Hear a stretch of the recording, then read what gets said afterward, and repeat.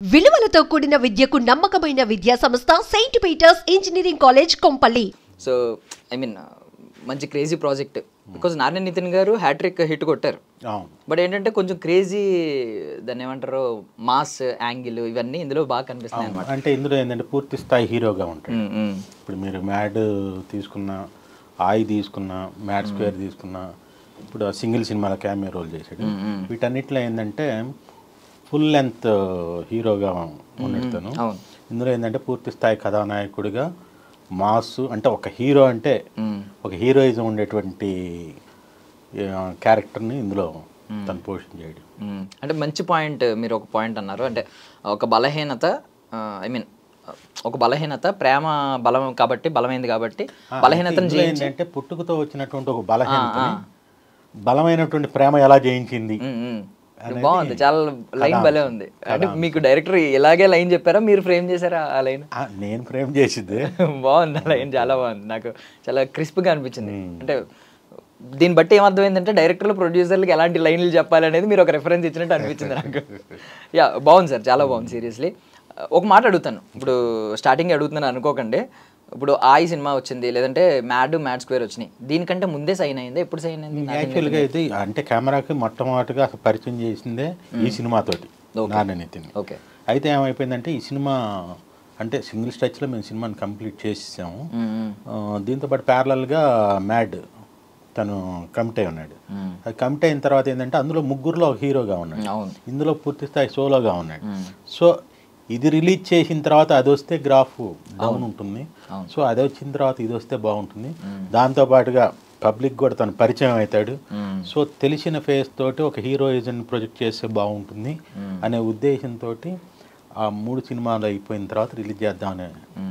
అంతే, దీన్ని బట్టి ముందు పెరుగు పెట్టి తర్వాత ఆవకాయ పెట్టారు. ఇప్పుడు హీరో అంటే రిసీవ్ చేసుకుంటారు. అవును, డైరెక్ట్ ఆవకాయ తినిపిస్తే కారం అంటారు కాబట్టి. బట్ అంటే మిమ్మల్ని ఏం ఎగ్జైట్ చేసింది పాయింట్ అంటే, మీరు ఇప్పుడు మంచి ఫ్రేమ్ చెప్పారు, మంచి ఫ్రేజ్ చెప్పారు, ఒక సింపుల్గా ఒక లైన్లో మాకు ఎగ్జైట్ అయ్యింది. బట్ మిమ్మల్ని ఎగ్జైట్ చేసిన పాయింట్ ఏంటి డైరెక్టర్ చెప్పినప్పుడు? అంటే ఈ కథ పర్టికులర్ మేము అనుకున్నప్పుడు ఇది యాక్చువల్గా వచ్చేసి హీరో వాళ్ళ నాని శ్రీనివాసరావు గారు ఈ కథను సెలెక్ట్ చేశారు. సో ఇది సెలెక్ట్ చేసేసి మాకు విషయాన్ని, ఈ కథను వినిపించినప్పుడు మాకు నచ్చింది. వెంటనే దీనికి ఎవరు యాప్ట్ అవుతారు ఈ కథకి పర్ఫెక్ట్గా అంటే, ఒక కుటుంబ కథ చిత్రంగా, ఒక వినోదభరితంగా సాగేటువంటి 2 కుటుంబాల మధ్య జరిగేటువంటి కథ ఇది. సో ఇట్లాంటి కుటుంబ కథా చిత్రాలని చేయాలి అంటే దానికి సరైనటువంటి దర్శకుడు మన వేగేసిన సతీష్ గారు అని చెప్పేసి ఒక నిర్ణయానికి వచ్చాం. సో వారు జాతీయ అవార్డులు కూడా తీసుకొని ఉన్నారు. సో మన ఈ మధ్య రీసెంట్గా తెలంగాణ ప్రభుత్వం ప్రకటించిన గద్దర్ అవార్డుకి కూడా శతమానం భవ సినిమాకి వారికి అవార్డు వచ్చింది. సో ఇతనైతేనే దీనికి పర్ఫెక్ట్ యాప్ట్ అని చెప్పి తను సంప్రదింపడం జరిగింది. ఇప్పుడు మంచి కామెడీ టైమింగ్ ఉన్న సినిమాలు ఆయన చాలా ఉంటాయి, కుటుంబ కథా చిత్రాలు కూడా కాకుండా, లైక్ దొంగల బండి లాంటి సినిమాలు.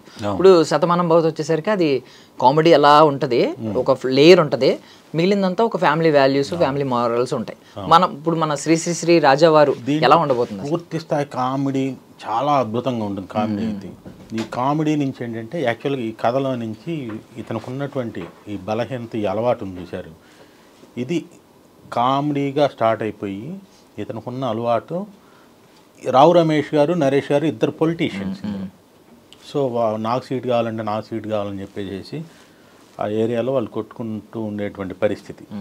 సో ఇతని అలవాటు, ఇతని సమస్య అనేది చివరికి ఆ రాజకీయ నాయకులు చుట్టుకొని, రాజకీయ నాయకుల నుంచి ప్రజలు చుట్టుకొని ఇది ఒక వినోదభరితమైనటువంటి అంటే ఆ డ్రామాతో సాగుతూ చివరికి ఎమోషనల్ బాండింగ్ తోటి క్లైమాక్స్ అద్భుతంగా ఉంటుంది.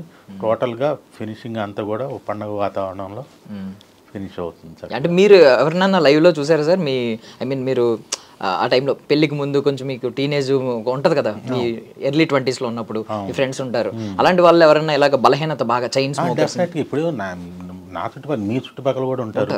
నాకు తెలిసి ప్రతి కుటుంబంలో కూడా దీనికి సంబంధించి ప్రతి ఒక్కరికి ఈ బలహీనత ఉండేవాళ్ళు డెఫినెట్గా ఉంటారు. సో ఇది ఒక యూనివర్సల్ పాయింట్, ఇది అందరికీ కూడా కనెక్ట్ అవుతుంది.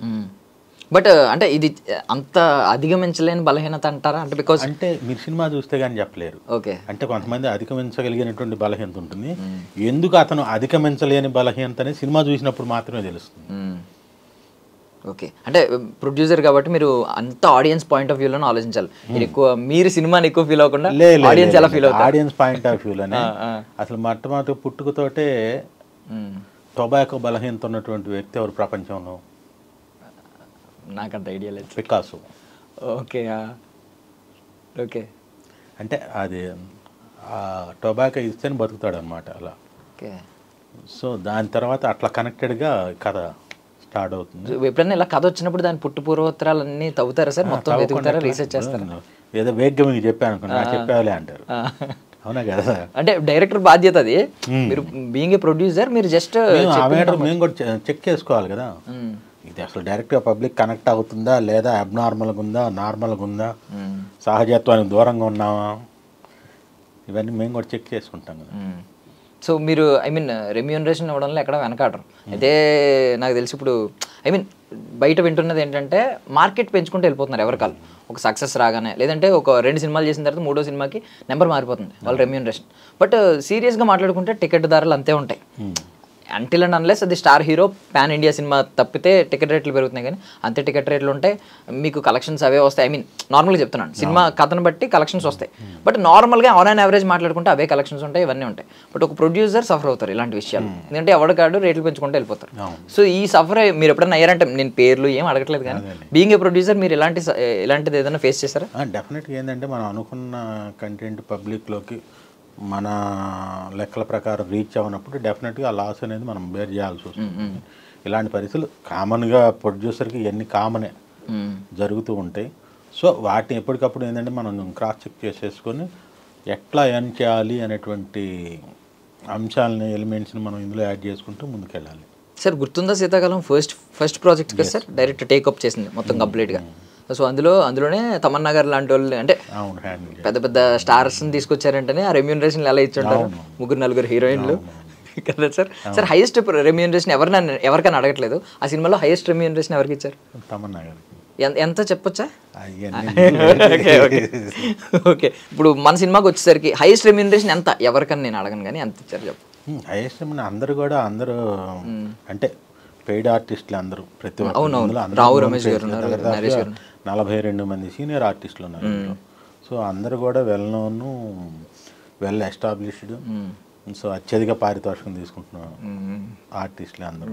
చాలా మంచిగా రమేష్ గారు కానీ, నరేష్ గారు కానీ అందరూ కూడా అంటే అత్యధిక పారితోషికం తీసుకుంటున్నటువంటి ఆర్టిస్టులు వీరు. ఇప్పుడు నార్మల్గా అయితే ఒక సినిమాకి దేవుడు అని ప్రొడ్యూసర్ని భావిస్తారు, ఎందుకంటే ప్రొడ్యూసర్ లేకపోతే కళలు కనే వాళ్ళే ఉంటారు, ఆ కళలు సాకారం చేసేది ప్రొడ్యూసర్, డబ్బులు పెట్టే వాళ్ళే కదా సార్ నొప్పి తెలిసేది. సో ఇప్పుడు ఒకప్పుడు ఏంటంటే థియేటర్స్లో 100 days 175 days ఇలాంటివి చూసేవాళ్ళం. ఇప్పుడు కనీసం మీకు 50 days కూడా చాలా రేర్. 50 days ఏం లేవు ఇప్పుడు. ఏంటంటే ఎన్ నెంబర్ ఆఫ్ స్క్రీన్స్, అంటే ఈ డిజిటల్ ప్రొజెక్షన్స్ ఇవి వచ్చేసిన తర్వాత ఏంటంటే ఇంటీరియర్ ప్లేస్లో కూడా, థియేటర్లో కూడా ఎట్ ఏ టైం మనం సినిమాని ప్రొజెక్ట్ చేసేటువంటి టెక్నాలజీ వచ్చింది. సో దట్ ఏంటంటే ఆల్మోస్ట్ వాడి గ్రామం దగ్గరికి కూడా పోయి వాడి సినిమా చూపించే పరిస్థితులు వచ్చేసింది. సో ఇట్లా n number of theatres at a time crowd pull చేయటం అనేది ఇప్పుడు ఉన్నటువంటి వ్యవస్థ. కరెక్ట్. ఫస్ట్ 3 daysలోనే ఆల్మోస్ట్ మన బడ్జెట్ రికవర్ అయిపోతుంది. శుక్ర శని ఆదివారంలోనే మాక్సిమం రికవర్ చేసుకోవాలి, రికవర్ చేసేసి. బట్ అంటే మీరు ఐ మీన్ మార్కెటింగ్ విధంగా, ఐ మీన్ ప్రొడ్యూసర్ ఎలాగైతే డబ్బులు పెట్టారు, చాలా జాగ్రత్తలు తీసుకుని ఉంటారు, అన్ని లెక్కలు వేసుకుని ఉంటారు. బట్ మార్కెటింగ్ విషయానికి వస్తే ఎంత ప్రమోట్ చేసుకుంటే అంత స్టార్టింగ్లోనే వచ్చేస్తారు జనాలు. అంటే నారాయణ నితిన్ గారికి ఒక మార్కెట్ ఉంది, ఓకే, నేనేమనట్లేదు. బట్ థింగ్ ఏంటంటే మీరు ఎలా ప్రమోట్ చేశారు కొత్తగా, బికాజ్ గత అనుభవాల నుంచి మీరు నేర్చుకున్న ఉంటాయి. అవును, డెఫినెట్గా ఏంటంటే మేము అసలు ఇది కంప్లీట్ ఈ డిజైన్ తీసుకునేటప్పుడు ఆల్రెడీ కమర్షియల్గా ఇది ఉన్నటువంటి దర్శకుని మేము చూజ్ చేసుకున్నాం. దీని తర్వాత ఏంటంటే ఇందులో ఉన్నటువంటి, అంటే నాణ్యతను కొత్త కాబట్టి అప్పటికి మొత్తం టోటల్ ప్యాడింగ్ ఆర్టిస్టులు మొత్తం కూడా వెల్ నోన్ ఆర్టిస్టులు మొత్తాన్ని తీసుకున్నాం. సో దీనివల్ల మాకేంటంటే ఒక కమర్షియల్ వైబిలిటీ వస్తుంది. సో దీని తర్వాత కథ మీద ప్రధానమైనటువంటి ఫోకస్ చేసి, అంటే వీళ్ళందరూ ఏంటంటే సినిమా స్క్రీన్ దగ్గరికి తీసుకుపోయేదాకా మాత్రమే ఉపయోగపడతారు. దాని తర్వాత అంటే మళ్ళీ రన్ కంటిన్యూ కావాలంటే కథ బాగుండాలి. సో ఆ మీటర్ని చెక్ చేసుకొని స్క్రీన్ మీద పడేదాకా డిజిటల్, శాటిలైట్, హిందీ ఎంత వస్తాయి, థియేటర్కల్గా మనకి రెవెన్యూ ఎంత వస్తుంది బిఫోర్ రిలీజ్, సో ఆఫ్టర్ ఎలా ఉంటుంది, ఆఫ్టర్ అనేది బోనస్. సో వీటన్నిటిని చెక్ చేసుకొని కమర్షియల్ ఎలిమెంట్స్ పెట్టుకొని కైలాష్ మెన్ అతను మలయాళంలో చాలా ఫేమస్ మ్యూజిక్ డైరెక్టర్. సో ఇలాంటి వాళ్ళందరిని పెట్టుకొని చక్కగా సినిమా తీసాం.